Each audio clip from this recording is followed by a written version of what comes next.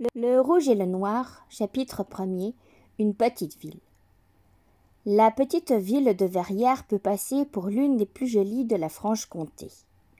Ces maisons blanches avec leurs toits pointus de tuiles rouges s'étendent sur la pente d'une colline dont des touffes de vigoureux châtaigniers marquent les moindres sinuosités. Le Doubs coule à quelques centaines de pieds au-dessous de ces fortifications bâties jadis par les Espagnols et maintenant ruinées. Verrières est abritée du côté du nord par une haute montagne, c'est une des branches du Jura. Les cimes brisées du Véra se couvrent de neige dès les premiers froids d'octobre. Un torrent qui se précipite de la montagne traverse Verrières avant de se jeter dans le Doubs et donne le mouvement à un grand nombre de scies à bois.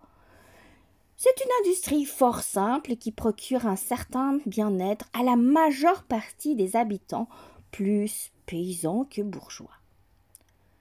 Ce ne sont pas cependant les scies à bois qui ont enrichi cette petite ville.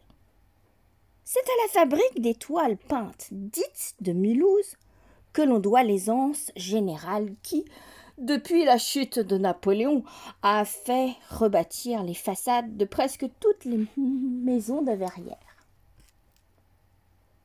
À peine entre-t-on dans la ville qu'on est étourdi par le fracas d'une machine bruyante et terrible en apparence.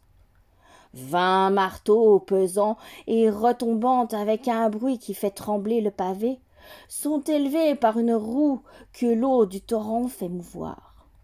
Chacun de ces marteaux fabrique, chaque jour, je ne sais combien de milliers de clous. Ce sont de jeunes filles fraîches et jolies qui présentent au cou de ces marteaux énormes les petits morceaux de fer qui sont rapidement transformés en clous. Ce travail, si rude en apparence, est un de ceux qui étonnent le plus le voyageur qui pénètre pour la première fois dans les montagnes qui séparent la France de l'Helvétie. Si, en entrant à Verrières, le voyageur demande à qui appartient cette belle fabrique de clous qui assourdit les gens qui montent la Grand-Rue, on lui répond avec un accent traînard. « Hé, elle est à monsieur le maire. » Pour peu que le voyageur s'arrête quelques instants dans cette grande rue de Verrières, qui va en montant depuis la rive du Doubs jusque vers le sommet de la colline, il y a sans à parier contre un qu'il verra paraître un grand homme, l'air affairé et important.